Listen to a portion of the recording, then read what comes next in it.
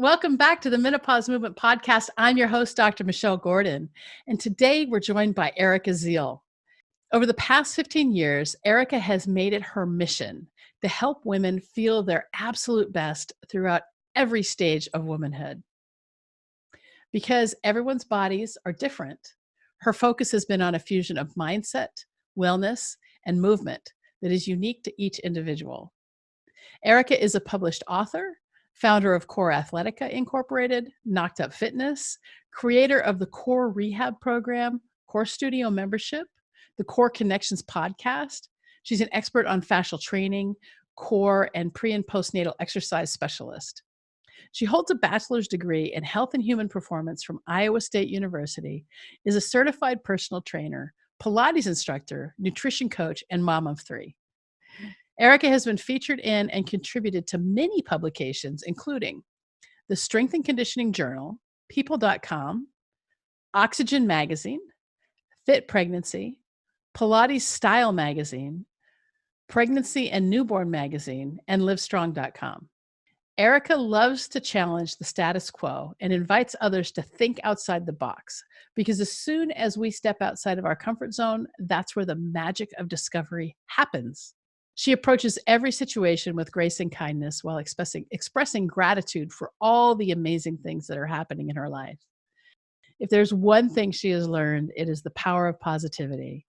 And when you decide to shift your mindset, anything is possible.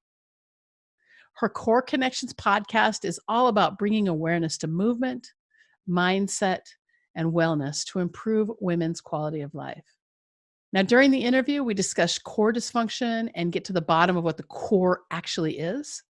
We discuss diastasis recti and how it can be associated with pelvic floor dysfunction. We tackle the issue of incontinence, especially for women who've had children. During the broadcast, Erica goes through some exercises to help strengthen the pelvic floor and get us in touch with it. We discuss how pain is a symptom of dysfunction in the body. And Erica shares a powerful exercise to reconnect with your breath. We have a conversation around the role posture plays in pelvic floor health. And we wind up our chat with a discourse on negative self-talk and how destructive it is. At the end of the episode, make sure you visit drmichellegordon.com/podcasts. Don't forget the S, where you can find the show notes plus links to Erica's downloadable PDF to help you reconnect with your breath and activate your pelvic floor. And if you enjoy the episode, make sure you subscribe. Don't forget to leave us a 5-star review on Apple so that you're always the first to know when each episode is released. Now let's get to the interview with Erica. Thanks so much for being a part of the menopause movement.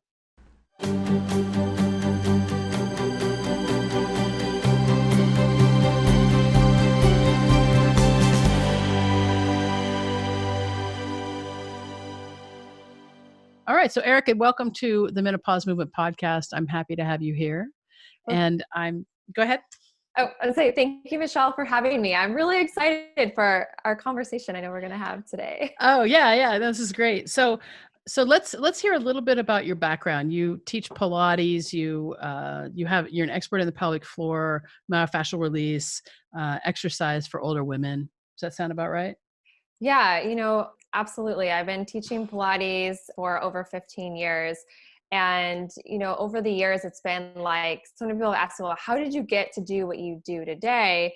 And it's really been like one foot in front of the other. Like one thing just led me to something next, like starting really in like my exercise science, degree background was great, gave me a good foundation. And then as I really started working with more and more clients, especially most of my clients were women, and I started recognizing core dysfunction and specifically like the pelvic floor stuff and aches and pains that so many women suffered from. And it just propelled me to get actually outside of fitness and more into a wellness position of understanding how everything works together in the body. And basically, kind of fast forward, I actually was helping a lot of postpartum women help to heal like diastasis recti, because that was becoming like this big thing. Women didn't understand it, what to do about it. But it turns out that even diastasis recti or diastasis recti, however you want to pronounce it, also can be a sign of pelvic floor dysfunction. Back pain can be a sign of pelvic floor dysfunction. Poor posture can lead to pelvic floor dysfunction. Like, basically, my overall that I really want to educate women on is that we can't just look at one part of the body. So as we get into pelvic floor conversation today, we're going to talk about so much more than just the pelvic floor. Right. Well, so, we know that everything is connected. We know this, from many ways, but just to educate the audience, diastasis recti is where the rectus muscles, so I'm going to stand up a little bit. The rectus muscles are here. And what can happen because of the relaxin that happens, that comes out when we're pregnant, is that the rectus muscle, especially up in this part, can just separate. And it separates because what we have to do when we're giving birth is we have to relax everything so that this watermelon can come through the pelvic floor, the canal. And I like to tell people that, especially the men, that when they can pass a watermelon through their nose, then they can talk about childbirth. I love that. Unfortunately, it's not original. I have to credit Naomi with that, but it's still, it's definitely kind of what it's like to have a baby, passing a watermelon through your nose. It just changes everything. So, yes, so, it does. but it isn't, you don't have to have a baby to have pelvic floor issues. Correct. So there are plenty of women who have pelvic floor problems who are asked, by their urogynecologist. Urogynecologist is a special gynecologist who specializes in pelvic floor and urology issues, and they've had special training beyond gynecology, who they want to put in a mesh, or they want to repair the pelvic floor or whatever. So why don't we just go ahead and start with that? What is pelvic floor dysfunction? So pelvic floor dysfunction is when the pelvic floor is not activating or connecting correctly. And it could be that the pelvic floor muscles are too weak. It could be that they are too tight, which I see with a lot of women who do a lot of strength training or previously have done a lot of strength training or heavy weightlifting or intense exercise. And you can also have one side of the pelvic floor that's too weak and one side of the pelvic floor that's too tight. And symptoms like a big first symptom for so many women is incontinence.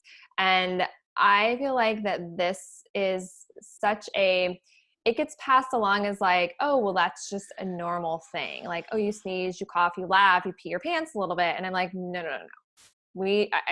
I just am going to say right here, right now, that if incontinence is like your only symptom you have, it is 100% reversible when you approach it correctly. And if you're having it, it's a sign that something's going on. And if you don't address it, it only gets worse, which can lead into pelvic organ prolapsing. And there's so many different degrees of pelvic organ prolapse. But I've dealt with women on the other end that have ended up having to have a hysterectomy and either mesh or some device, something to put inside to help hold their organs in. And the first session with them is always like, it's tears, because they're just like, well, no one even told me that I could connect or learn how to strengthen my pelvic floor and all these things, because the education just wasn't there, which is where I get like really kind of like heated and passionate about it. Because I've seen women on the other side of after they've had surgery, it's like, well, we can't go back and do anything about the past, right? But we can have more conversation around it. We can talk about this with other women. Women aren't having this conversation with other women. Like, this is a big thing, right? Like, there's so many conversations that women will have. They do not have conversations about their pelvic floor with their girlfriends. And a lot of times, some of us do. Okay, some of us do. Yes, I'm one of those rare people too. I say the word pelvic floor, and it's like the word "the," right? Yeah. Well, it's interesting because it's usually in the context of I've had 3 children, but I pee a little bit. I don't have. I'm incontinent because I've had 3 children, or whatever. And even me only having 1 child and a radical episiotomy, they pretty much opened up the whole perineum. That was traumatic. And, my son's 26 years old now. And every once in a while, if like I say, I'm a surgeon, right? So, I actually, here I am in my scrubs. And so if I have a long case and I can't go to the bathroom because, I'm operating or whatever, then if I cough or sneeze, sometimes I'll still leak urine. So that's, if you have a remedy for that, I'm all for it. I do. Woo! Yeah. And it's not Kegels. It's not just Kegels. It's more than just Kegels. Let's go into that. Are we good to go? Sure. Let's talk about let's Kegels talk about right Kegels. Now. I just did a Facebook Live about this yesterday. I feel like it's such a good conversation starter for women. So Yeah. the conversation that usually happens around Kegels is a woman goes to her OB or her gynecologist, and the doctor asks her, well, are you doing your Kegels? And in her head, she's thinking, I think so. And so she'll tell her doctor, okay. So like that's the extent of the conversation. There's no education that goes on. And so the way I like to address Kegels, or let's talk this. Okay, so most women think Kegels is like stopping the flow of urine, right? That's That's how how I a was lot of taught. women are taught. And then Yeah. yeah, that's how I was originally Yeah. taught too. And we think that our pelvic floor is the size of a quarter, like this big, right? Oh, well, And so, that is yeah, not what I think, but I did okay, go to good. medical school. You know more about anatomy than most women, which is why I Yeah. like to teach a little bit of anatomy and what I teach to women as well. So I like to explain to women that, okay, first off, let's stop stopping our flow of urine when we're going pee, because no one wants UTIs. You do not want to start a scent of UTIs if you're not emptying your bladder fully and all of that. And that can cause tightening, too much tightness of the pelvic floor as well. We need to learn to release and relax our bladder and our pelvic floor when we're going to the bathroom. There's probably more to that topic of conversation, but specifically with Kegels. So instead of thinking of your pelvic floor as a quarter, I want you to think of it as a diamond. So I like to hold my hand up and like, it's a diamond. It goes from the front of the pubic bone all the way back to your anus, underneath your glutes. No, your glutes are not your pelvic floor. And from sits bones to sits bones. So those bony parts of your butt that you sit on, right? Mm-hmm. So when we can think of, oh my gosh, our pelvic floor has that much surface area, there's so much more to activating our pelvic floor than just thinking of Kegels. And if we want, we can redefine the way we think and do Kegels. And if that helps you, I mean, that's fine. But I always want to be really clear of, usually when someone asks me, so is this like doing a Kegel? And I'll explain, I'm happy to share how to activate the pelvic floor too, because I like to address it as, yes, I know, like if you go to a physical therapist and all that, it's okay to address the pelvic floor on its own. So we can learn how to connect, release, relax the pelvic floor, but we also need to understand how it connects with the whole body, because our pelvic floor isn't always, yes, it's a standalone, but it's not. Because we might be too tight in one of our glutes, and that's why our pelvic floor is really tight on one side. So if we just address the pelvic floor, we're not really going to get that pelvic floor to release if our glute or butt muscle is constantly restricting all the time. So which is it, usually glute medius that you're finding is more tight than that's causing pelvic floor issues? I don't know Or if I want glute to say an maximus? area, probably more glute max, only because Okay. here's what I see is that women, and this is in one of my main program that I teach women how to reconnect, get to the foundation of movement that they've really never learned before, with breath and basic movement, and stop gripping and grabbing through their body and cheating, basically, is that a lot of women, when they're activating their pelvic floor, and many of you listening or watch this video right now, if you go to activate your pelvic floor and you tense your butt and you tuck your pelvis, you are not activating your pelvic floor. You're trying to activate your pelvic floor by squeezing your glute muscles. And all that actually does is shut off your pelvic floor. I find that's really a very, very common thing. Not all women, obviously, but a lot of women too do that, because we get the butt tucking thinking that, okay, like that's helping us in some way, shape, or form. But actually the tucking of the pelvis leads to back pain, leads to poor glute function, poor pelvic floor. It shuts off the entire deep core. And so this is where, like, when I'm addressing pelvic floor function, we have to look at it as, yes, that's like a foundation of your pelvis. And in order to properly activate the entire capsule, our torso and our body, the pelvic floor is a foundation, but we have to learn how to activate all that fascia and tissue through our torso. So I incorporate a lot of posture and breath to properly activate the pelvic floor. So it's not a standalone in my world. So if someone wants to learn the way that I teach the pelvic floor activation, and you want to in your mind reframe that and call that Kegels, like, I'm okay with that, but we have to really like go deeper than just calling it Kegels. No, I got it. And can I just, for the men who are watching, how is activating the pelvic floor helpful for men? Oh, absolutely. Same thing. It just tends to affect women more because we anatomically, right? We have things that can fall out, and they can fall Indoor out of men plumbing too. Yes. I mean, men can have rectal prolapses, Sure. right? with, there's some crazy, I don't recommend anyone searching it, but there's a crazy YouTube video out there of a heavy lifter lifting and his intestines fall out of his rectum because he's like Yeah. too much. That's all pelvic floor stuff, right? But yeah, absolutely. When I train men, I'm addressing the pelvic floor. Absolutely. Because you can't have proper core, deep core function without addressing the pelvic floor. So anyone who has back pain, men, women, it doesn't matter. We have to be addressing the pelvic floor. Right. Absolutely. It's a piece of the whole picture. Well, I think it's also really important to discuss what the core is, because the core, everybody thinks the core is just your abdominals, but the core involves the abdominal muscles, the back muscles, and the pelvic floor, and that's the core of the core. Yeah, As it were.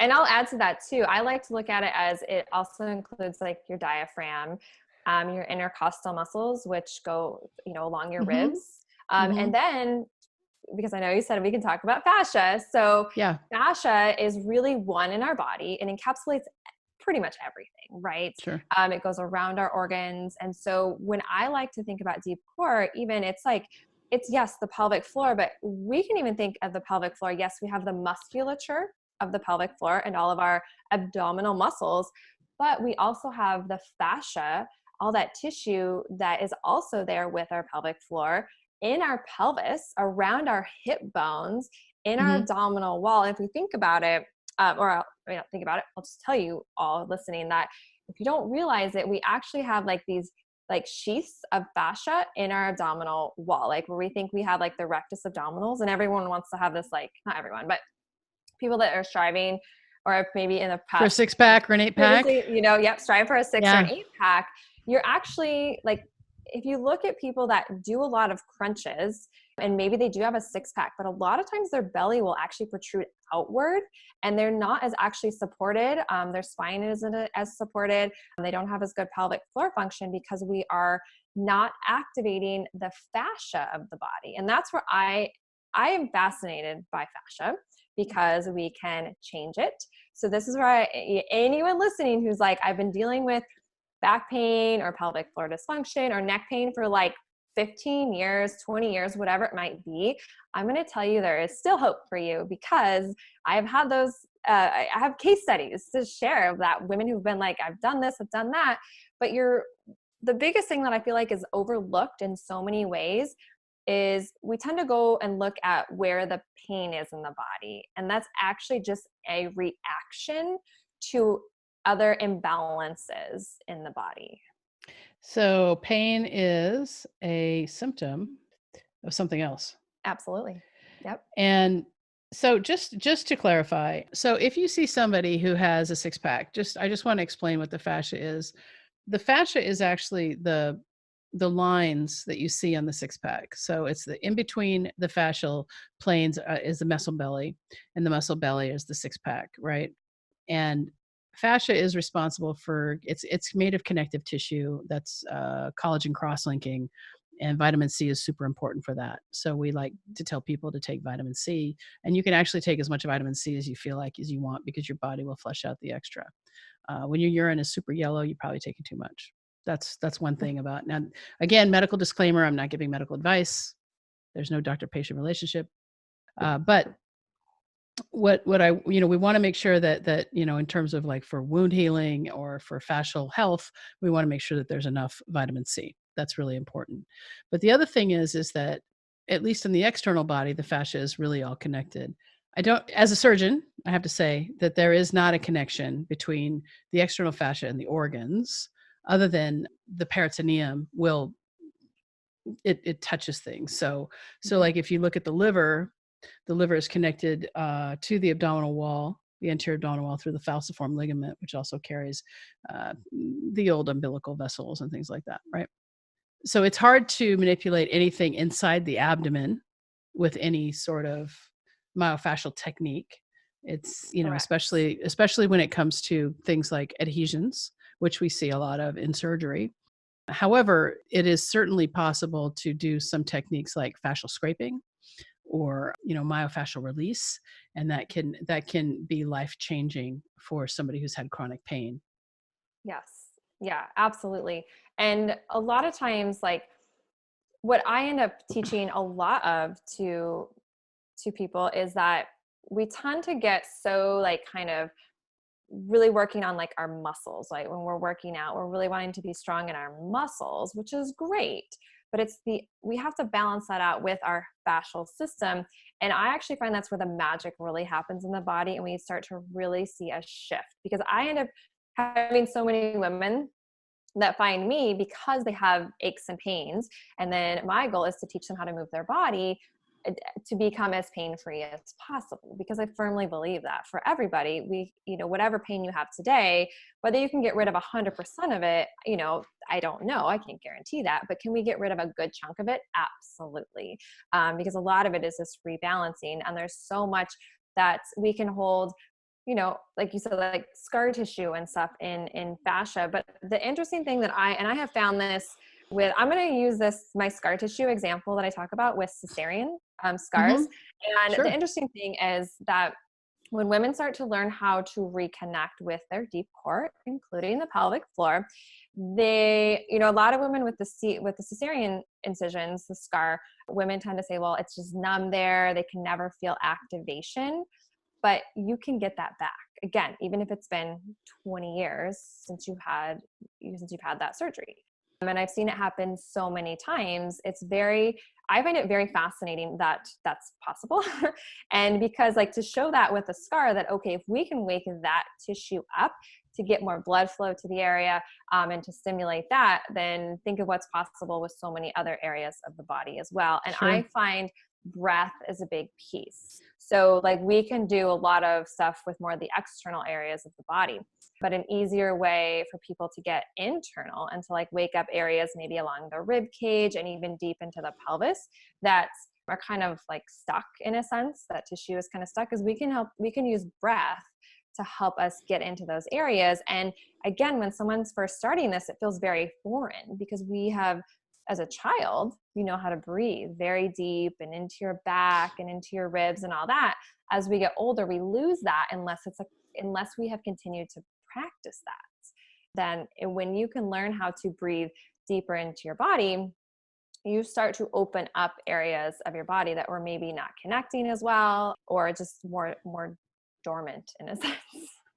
So how do you recommend that somebody who has, let's see, the average age of menopause, this is the Menopause Movement podcast, average age of menopause 51. So we've got women who are, a part of the membership and the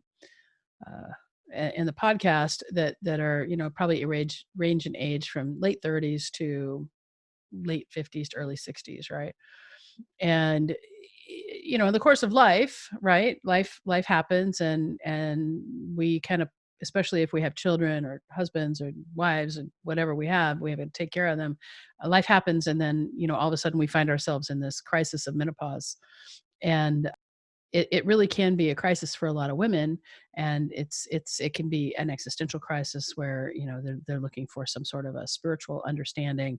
It can be an identity crisis where it's like, I've done this, taking care of people, and now I don't know what to do with my life. And then here they are, they're in this place, and they come across me. We have, and we have a course and membership, and we help them out that way. But what I want to know is how would you recommend that somebody, and just the beginnings of the breathing, what do we do, and how can we start to reconnect with our bodies through breath? Mhm. Okay, that's a wonderful question. I love talking about this. So, okay, I'm just going to take everyone through a little exercise. I think that's Great. probably the easiest.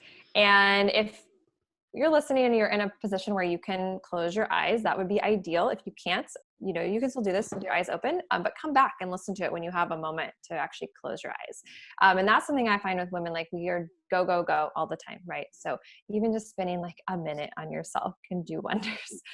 That's Okay, for sure. so yeah. So with your eyes closed, what I want you to do is I want you to just be sitting just nice and tall, but nothing like not soldier straight, nothing's really tight or anything like that. You're just lightly holding your body up. And I want you to breathe in through your nose. And I want you to think about sending that breath down into your back, into the back of your rib cage, all the way down into your low back, and even all the way out into the sides of your ribs. And then as you exhale, I just want you to let that breath go. And here's the thing with breath. I don't care how many counts in and out. I don't want you to worry about any of that. This is really more about you connecting with your breath, with your body. And one of the first things that I always like to teach is just awareness. Like, even today as you're doing this, and you might be like, Erica, I have no idea how to breathe into my back. That's so foreign to me. I want you to embrace that. And I want you to say, that's okay to your body. Because where you are today is exactly where you're supposed to be. And when we can embrace that, you're going to make bigger strides quicker and have those breakthroughs that maybe you don't even know you're looking for. So as you're breathing in through your nose, think about that air going down into your back and out into your ribs. And as you exhale, try to breathe out through your mouth and just like let that air go. So it's like we're softening. And just continue that as I talk. I'm going to share a couple other things that I find to be very beneficial when we're doing breath work. So yes, we're physically trying to get the breath to go into our back. We're trying to open up maybe some, dormant areas of our body. And again, even if you don't feel it, I want you to visualize what I'm telling you.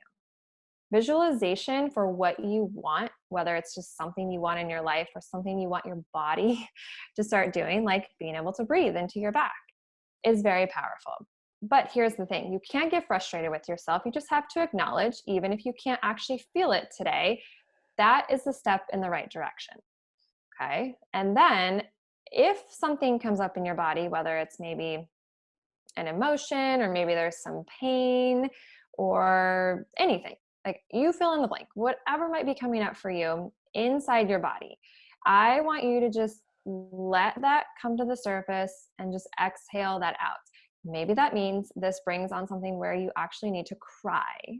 And, I know so many strong women, myself included, we can tend to not let those emotions out. But this is where I love connecting. Like, there's so much with our body beyond just like the physical aspects, that this can help you unlock so much potential for your body physically, emotionally, and then all of that will exude out to your life. Okay. So when you're ready, take one more deep breath. And if something's coming up for you, I just want you to exhale, and like you can just visualize that like leaving your body. That's great.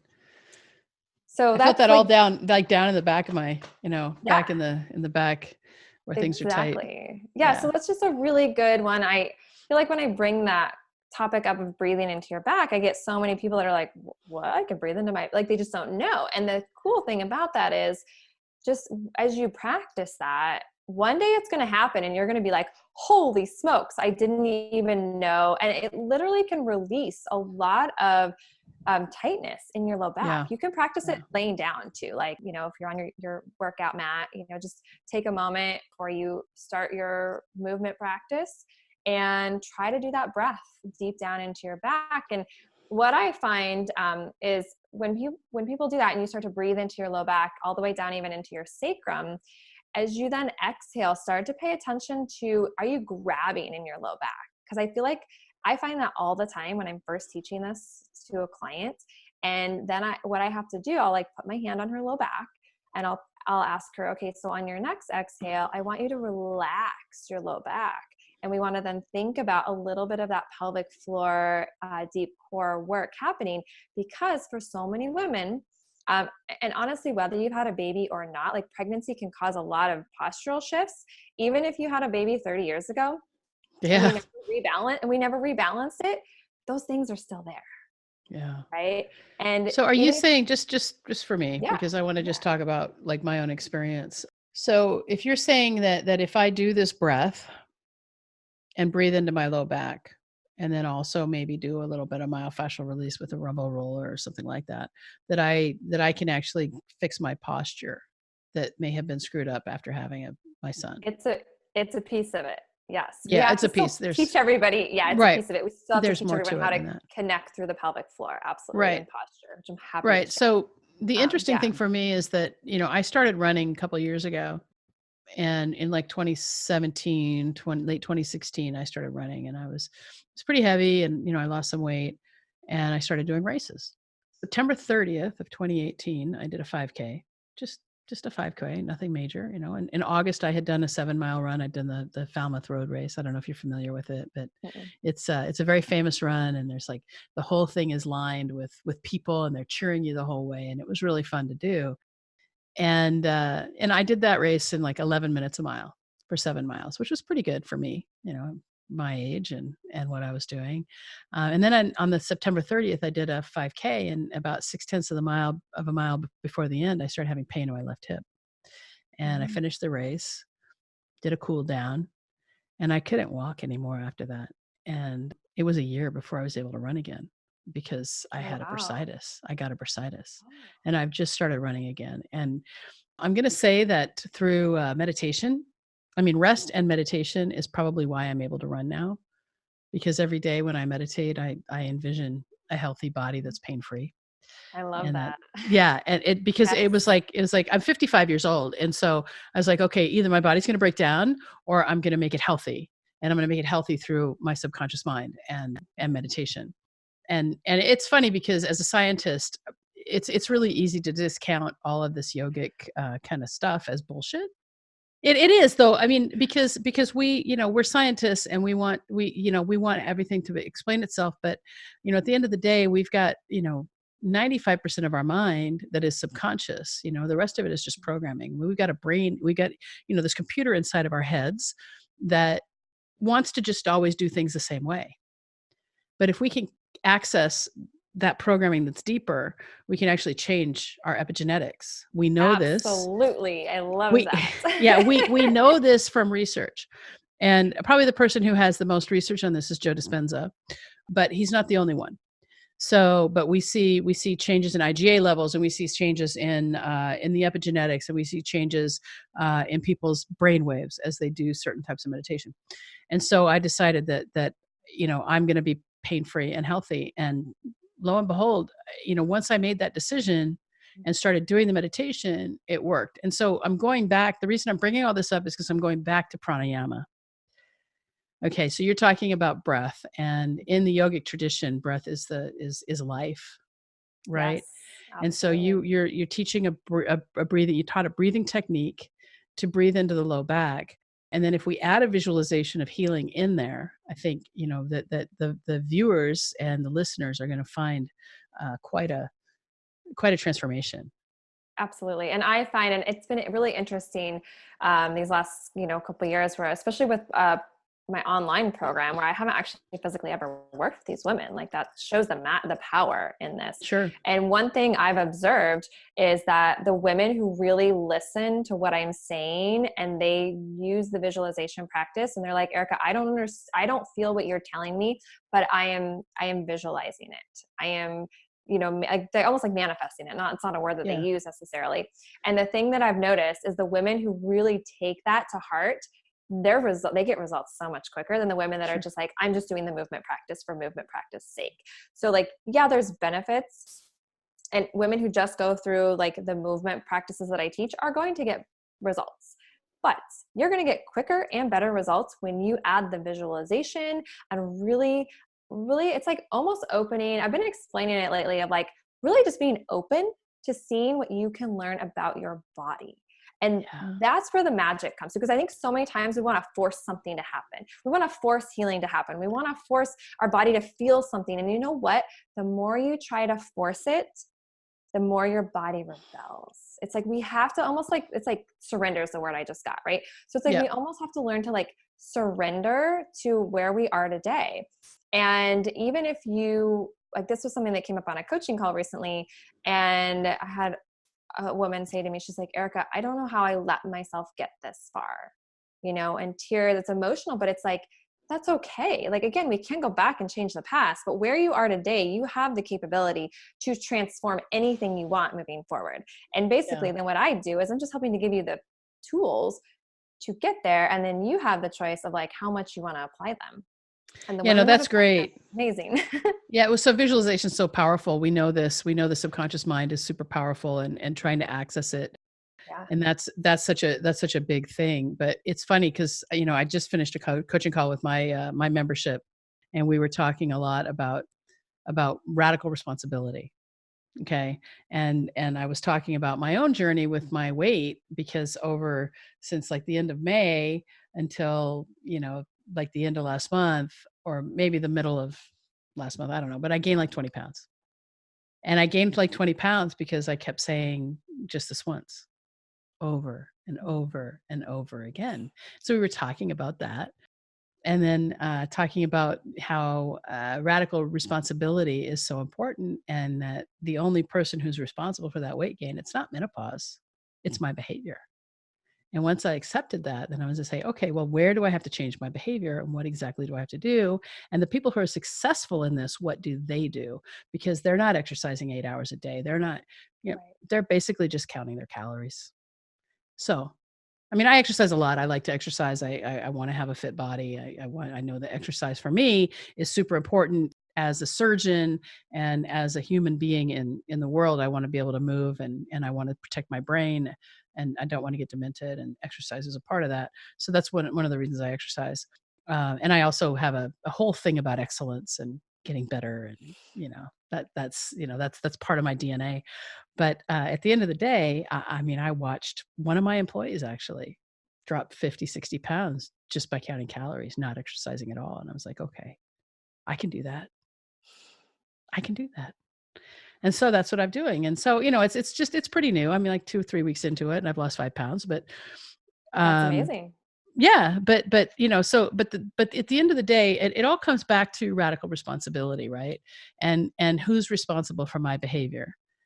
And once and hopefully this will resonate with some of the women who are still watching this. And if it's so important that we pay attention to our own responsibility in our own behavior, Oh yeah. and you I know couldn't agree more. in our results, and the Yeah. outcomes that we get. Hmm. That's the anyway. I don't know why I ended up on that, but we go back to breath, and we go back to exercise. So let's talk about now the pelvic floor. So how do we activate the pelvic floor? So we breathe into our backs, and now let's learn how to activate the pelvic Okay. floor. And Yeah. Let's. especially if we can get something that will help, if practiced regularly, will help anyone who's suffering from incontinence, because that is a huge problem for Yeah. anyone, It is. any woman who's had a baby. And actually women who are in menopause, what happens is we lose our estrogen, and to a lesser degree testosterone in the vagina. And what can happen is we can see a decrease in the size of the urethral opening. We can get atrophy there, and then we can have pain and more UTIs. And so if there's a movement that we can do that will help that, I'm all for that. Okay, so we're just going to do activation right now with breath. It's the easiest thing to teach through, those that are just listening audio wise too Sure. is so, and again, I do like doing this. If you can close your eyes, you don't have to, but it helps you. I find when we close our eyes, it helps us to visualize better. We're not as distracted by, visual things around us. So just again, sitting tall when you do this. And if you can sit on like a couch or something that has like that you can feel on your pelvic floor, an exercise ball works well, or grab a pillow and put it on a chair, something so that you have a tactile feedback on your pelvic floor. So you're sitting up tall and watching that. Again, you're not sitting tucking your booty or overly arched pulling into your back. Okay, so I kind of want to sit right up on those sits bones. And the first thing I want you to do is I want you to breathe this time. Yes, if you can breathe into your back, that's great, but I want you to breathe all the way down into your pelvis. And while I know our breath doesn't actually go all the way down into our pelvis, it can create a response. So we want to think about inhaling and breathing down into the sides of our ribs, the back, and all the way down into our pelvis. And I want you to think about relaxing your pelvic floor. We're not pushing down, just kind of like that diamond that I shared about at the very beginning. Just think about that diamond, the pelvic floor, just like relaxing, or even like widening those 4 points away from each other. So even going as deep as like in between your hip bones.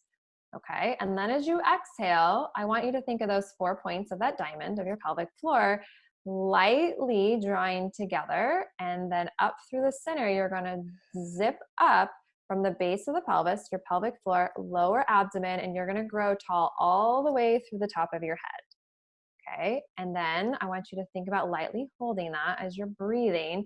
Now, when you're lightly holding that, if you start to feel like you can't breathe, you're holding too tightly.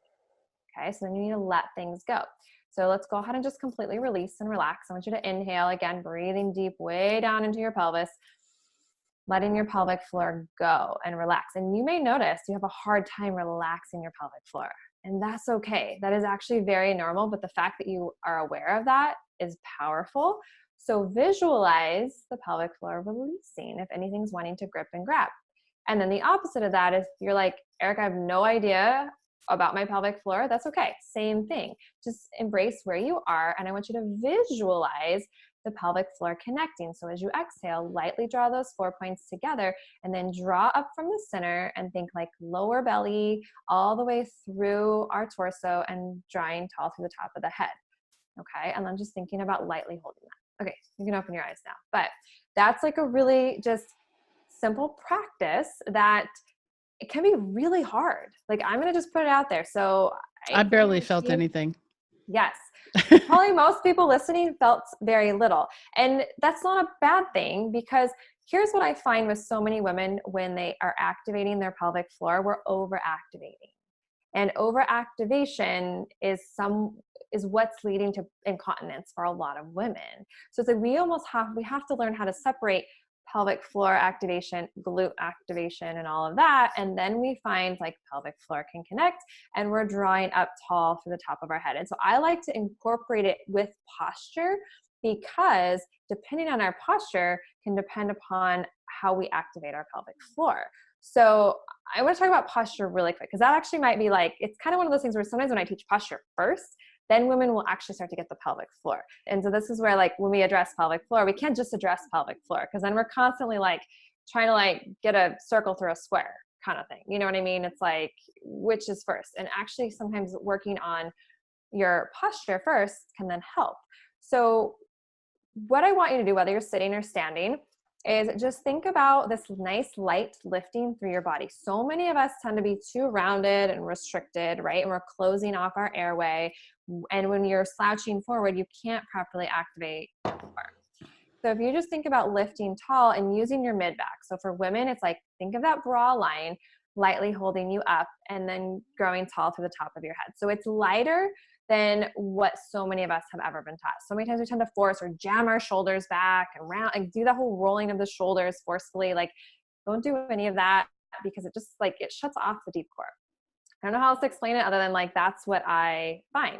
So when we think about holding our body with more grace and ease and we grow tall, again, and we're not forceful with our movement. And maybe if you're someone who does tuck your butt, like we're not going to transition that, to where it needs to be in an hour. It's going to take time to make these transitions, to retrain our body. And some of this is actually, a lot of this is in the brain. It's rewiring the brain to create new habits. So in the beginning, you have to be so aware and so conscious. And as time goes, the stuff becomes more automatic. So if you notice you're tucking your butt, just start thinking about, okay, again, most women who are tucking their butt are gripping their glutes. So just start relaxing your glutes a little bit more and lift a little taller. And if you start doing a little bit of that finessing on a regular basis, lo and behold, your deep core will start to fire and work more easily with less effort. There is an exercise I love. It's a movement one, and I'm happy to talk it through, or maybe that's something if you want to have that, for your audience later, it's up to you. So well, let's do it. Okay.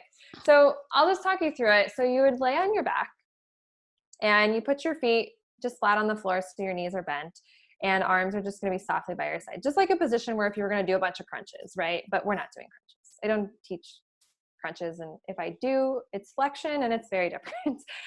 But what I want you to do is I call these pelvic tilts. They're very simple, but yet so effective and so challenging all at the same time. So we're going to take the same breath technique that we just did, and you're going to inhale and you breathe way down into your pelvis. You can let your pelvis even arch all the way, right? So we're, of course, never through a range of motion where there's pain. I want you to stay out of pain as much as humanly possible. As you exhale, you're going to draw that diamond together and you're just going to gently let your pelvis tilt. Now, the key here is you cannot activate your glutes at all. They are completely relaxed. And you are going to visualize that pelvic floor and the lower abdomen working. And you're going to start to feel that like zipping and lengthening up all the way to the top of your head, even when you do these. And the more you practice that, we're going to inhale, arch the pelvis and release. And then exhale, you're going to draw that diamond together and just allow the pelvis to soften. And for some people, just so I understand, so we're standing, we've got our feet here, and then we're just kind of lifting up, but not using our butt. We're not really lifting. I could actually, let me just scoot so I can show this really quick on the video. Well, if you don't mind. I can do it. I have enough space here. Okay, hang on. Okay. I'm gonna have to pop my earbuds off. I will show this. So you'll have this on video. Okay. That's great. Okay, so you'll be like this. Okay. Well, it's kind of dark, but you can see. Yeah, no, it's okay. I can see you. Okay. So you're going to inhale and allow your pelvis to just kind of tilt. So my hips are relaxed, my neck is relaxed and just hanging out. Then as I exhale, I'm going to visualize that diamond drawing together and softening my pelvis. I moved very little. And then as I inhale, I'm going to take my pelvis back up. And then exhale. Oh, that's helpful. It's so small. But what you're doing is we're training just the pelvic floor and the deep layers of the core to start to work. Like that's done that first piece. Eventually we kind of involve more of the ribs. But my initial for women is I want them to start to wake up the stuff through the pelvis. Sure. And you can do 10, 20 of those. But the biggest thing I see with women is that we activate too much. So it can be really easy to think, okay, well, I'm trying to feel something. Like when you're trying to force the feeling of something, then again, it's kind of the whole thing of like, if we're forcing change and we're trying to force change in the body that our body maybe isn't quite ready to do. So this is why it's a process. It's a journey, right? So we have to think of like the way our body is activating and connecting today is doing that because those are the habits we've created all these years, right? And our bodies have been through a lot, like regardless of whether you've had children or not, like, you know, the female body has been through a lot. So if you can give yourself grace and again, be like open to see like, okay, what can I learn about my body and be like, I'm going to retrain my body in a new way that I've never been taught, you will start to see amazing things happen. And I can't stress, like honestly going about life in that way can be transformative, but especially with our bodies, because we can be the hardest on ourselves about our bodies. And again, that's kind of that block in it's standing in your way.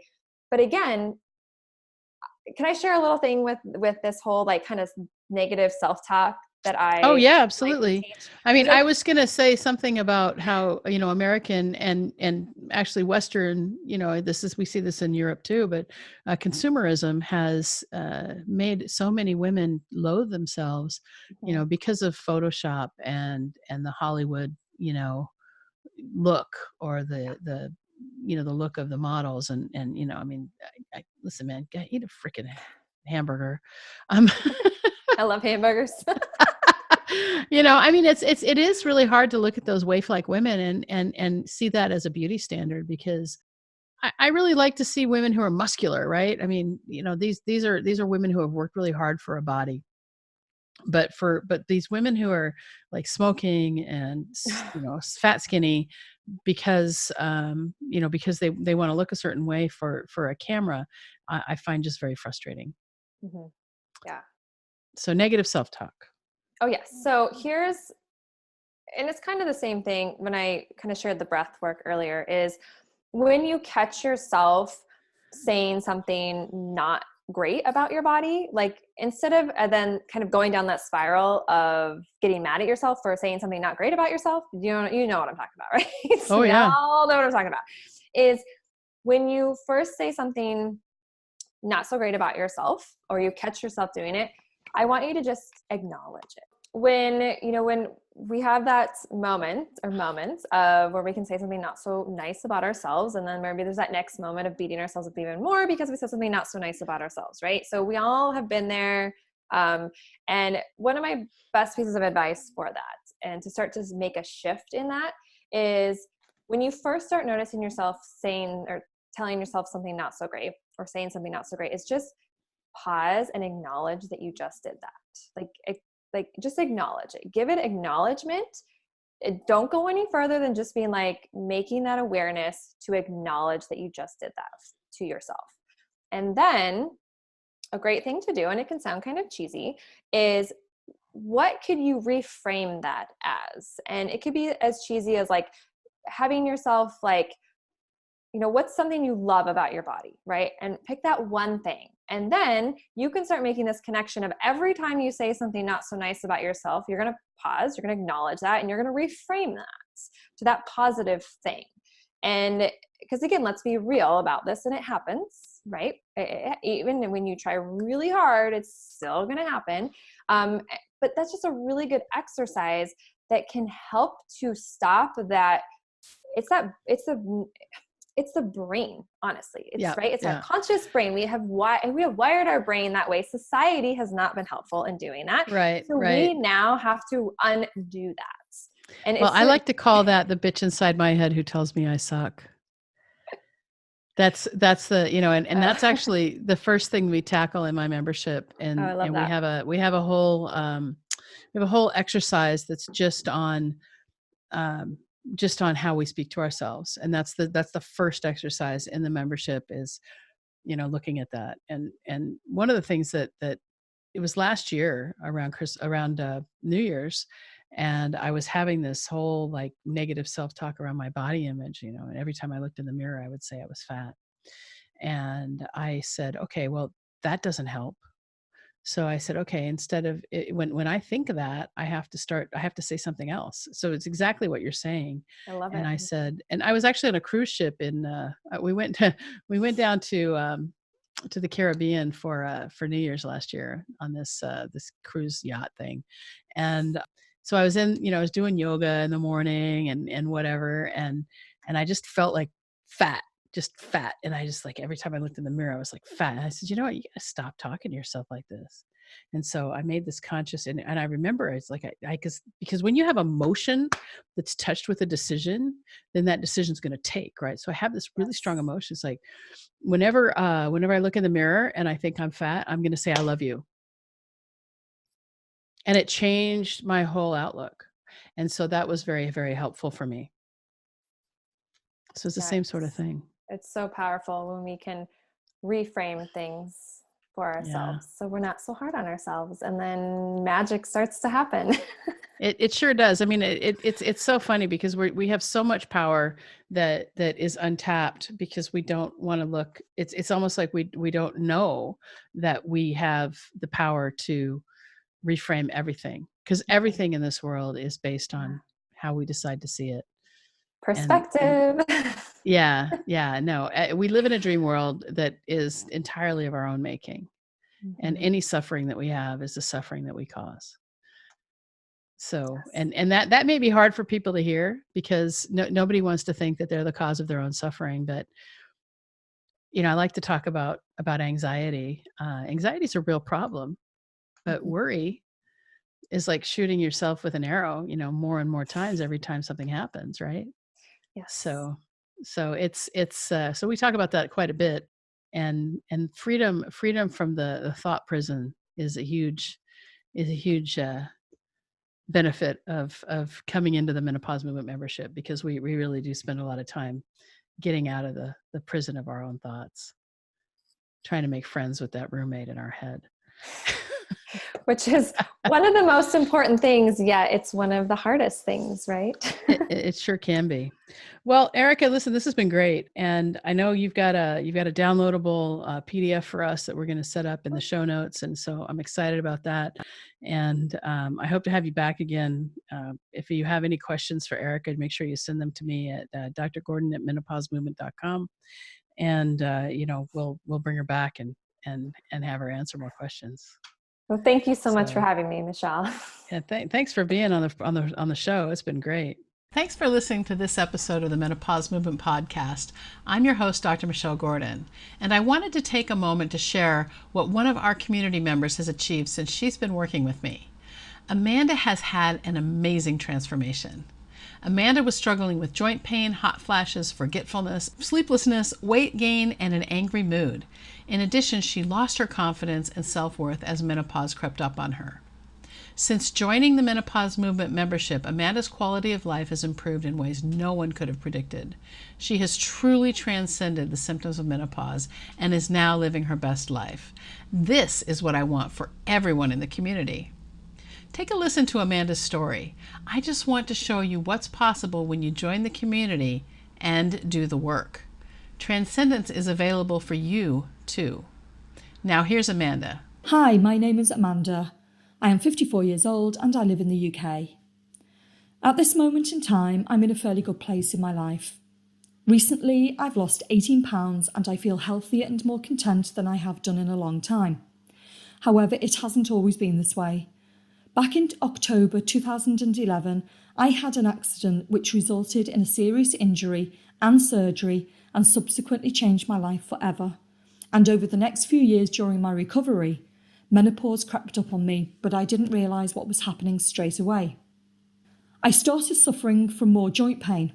I went from always being cold to feeling like I was going to internally combust several times a day. I was getting really forgetful, my sleep pattern was terrible, I piled the weight on and looked pregnant, and I felt angry all the time. When things were at their worst, I felt incredibly alone and very down. I lost my confidence and self-worth, and I felt completely misunderstood and confused about what was happening to me. I received very little support or information from my GP, and there was limited information on the internet, but what I really wanted and needed was someone to talk to. The turning point for me was at the beginning of July 2019, when completely by accident, I came across Dr. Michelle Gordon's Facebook page on the menopause movement. At that time, she was doing daily live streams and I started listening to them.